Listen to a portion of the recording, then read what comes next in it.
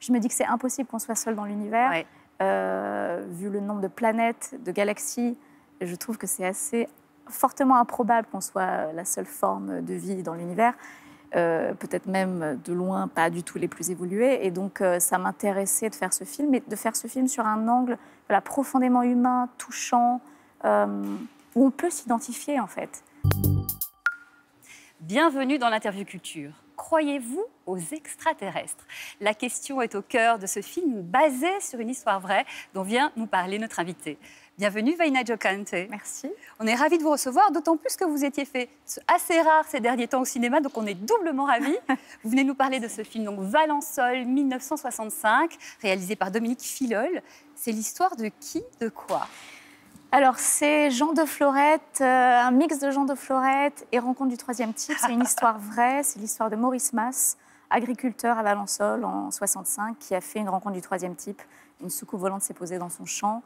Il a vu 2 petits êtres et c'est l'affaire du GEPAN qui appartient au CNES qui est vraiment la plus documentée et qui est classée D, donc c'est vraiment la plus inexplicable.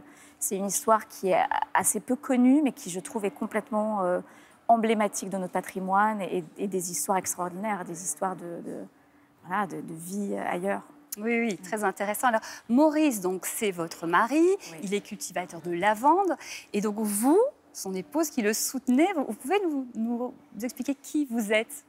Alors, c'est très particulier de faire un rôle de quelqu'un qui a existé, oui, qui a des enfants. C'est quand même une expérience assez étonnante. Et Jeannette, c'est une femme à la fois de son époque, mais en même temps quand même moderne, qui soutient son mari et qui se demande voilà, ce qui se passe. Donc, quelque part, le spectateur dans le film, il est un peu dans sa tête. Il se dit, est-ce que c'est vrai ce qu'il raconte? Est-ce que c'est pas vrai? En même temps, il n'a aucun intérêt à raconter cette histoire. Ça lui a pourri sa vie, ça a pourri la vie de sa famille. Ça a impacté le village aussi. Donc, c'est vraiment une expérience qui a été plus douloureuse et traumatisante pour lui et sa famille, et donc Jeannette, que bénéfique. Oui. Donc ça rend, je trouve, l'histoire encore plus crédible. Complètement. Et Jeannette, c'est une très belle femme, très tendre, très aimante, qui essaie de protéger sa famille et son mari. D'ailleurs, on ne sait pas trop si elle croit ou pas, mais en tout cas, elle tient, elle veut le soutenir. Moi, ce que je vous propose de faire, c'est de regarder quelques images du film. D'accord. Jeannette, il faut qu'on parle à Maurice. Mais pourquoi il s'est passé quelque chose? Maurice, tu me fais peur, là. Le 1er juillet 65, à 2 km au nord-ouest de Valençol, Basses-Alpes, monsieur Maurice Mas, cultivateur, déclare avoir vu un objet volant non identifié de la grosseur d'une dauphine posé dans son champ. Franchement, vous y croyez, vous, à cette histoire? Mon père, c'est pas un menteur. Pourquoi les militaires, ils sont venus? Pour des histoires de grands. Je t'avais dit de rien dire.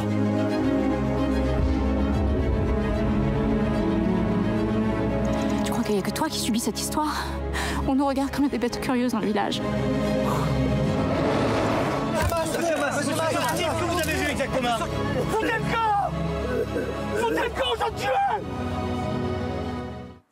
Ouais, on sent bien la souffrance de ce monsieur et de toute sa famille, mais on se rend compte aussi qu'il souffre effectivement, mais il ne voit pas non plus que sa femme, sa famille est en souffrance. Et vous êtes là, et à un moment, vous tenez bon, vaille que vaille, mais c'est compliqué en fait. Oui, c'est compliqué parce le problème, c'est que ce genre d'histoire, encore aujourd'hui en France, on est un peu tourné au ridicule quand on raconte ce genre d'histoire. Oui. Et puis là, c'est vraiment un milieu rural, un milieu d'agriculteurs, avec des gens qui sont très ancrés. Et donc, c'est une époque aussi où on en parlait moins. Donc, tout est complètement... on les regarde, elle dit, on les regarde comme des bêtes curieuses.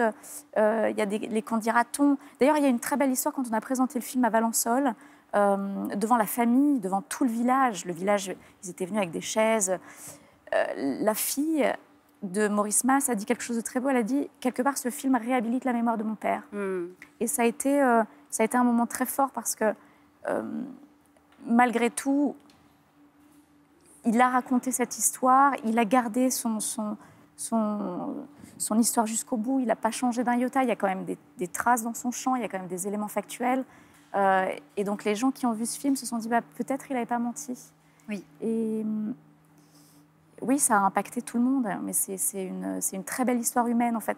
Souvent ce genre de film un peu sur les extraterrestres, c'est souvent un accès un peu science-fiction, alors que là c'est plus sur l'aspect humain. C'est-à-dire si ça nous arrivait à nous, comment est-ce qu'on le vivrait, comment est-ce comment est-ce qu'on le raconterait? Est-ce qu'on aurait peur de se faire justement... Vous vous êtes posé la question vous-même, justement?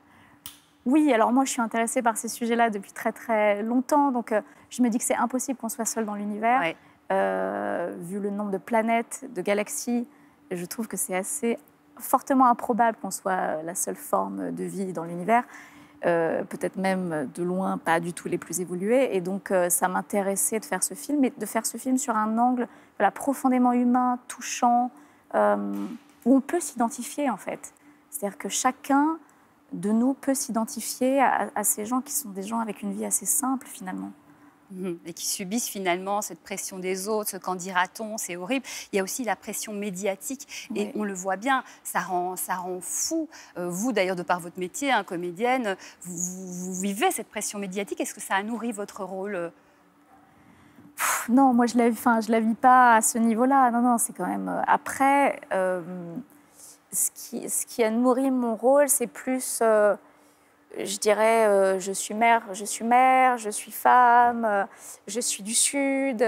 Il y a aussi quelque chose, je trouve, qui est profondément ancré dans cette culture du Sud. C'est aussi un peu pagnolesque, mais sur le rapport aux médias, oui, les médias peuvent être assez violents et brutaux parfois. Ouais. Il faut s'en protéger. Il faut se protéger, oui. Il y a une scène qui vous a particulièrement marqué, touché dans le tournage?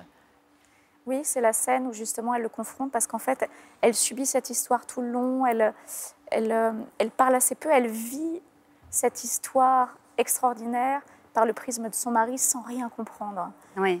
Et justement en se posant plein de questions, est-ce que c'est vrai, est-ce que c'est pas vrai, est-ce qu'il est fou et à un moment donné, elle le confronte et là, elle lui fait ouvrir les yeux, c'est-à-dire, voilà, tu n'es pas seul à vivre ça. Et c'est très difficile, ça a dû être très difficile pour Maurice Masse aussi. Il aurait aimé qu'elle soit là, il aurait aimé ne pas être seul à voir ce qu'il a vu. Il aurait aimé, parce que ça l'isole en fait, c'est à la fois une expérience mystique et en même temps une expérience profondément bouleversante. Parce qu'en plus, ce qu'on croit, enfin ce que nous ont dit les petits-fils, c'est que ces êtres lui auraient transmis un message qu'on n'a pas réussi à avoir. Mais donc voilà, quel est ce message? En tout cas, moi, je crois dur comme fer, voilà, à son histoire et à la véracité de son histoire. Oui, vous qui l'avez étudié de près, qui avez rencontré aussi sans doute des personnes. Oui, déjà parce qu'on a parlé quand même à pas mal d'experts. Ouais. Finalement, il y a assez peu de canulars. Je crois que sur 800 témoignages par an, il n'y a que 3% de canulars. Ouais. Maintenant, on n'arrive pas à expliquer.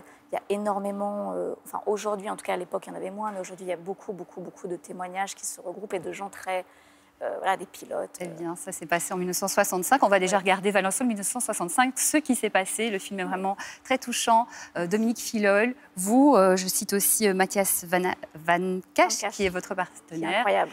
Ouais. Le film est au cinéma. On souhaite beaucoup de succès. Merci beaucoup, Vaïna. Merci. On se retrouve très vite pour une nouvelle interview culture.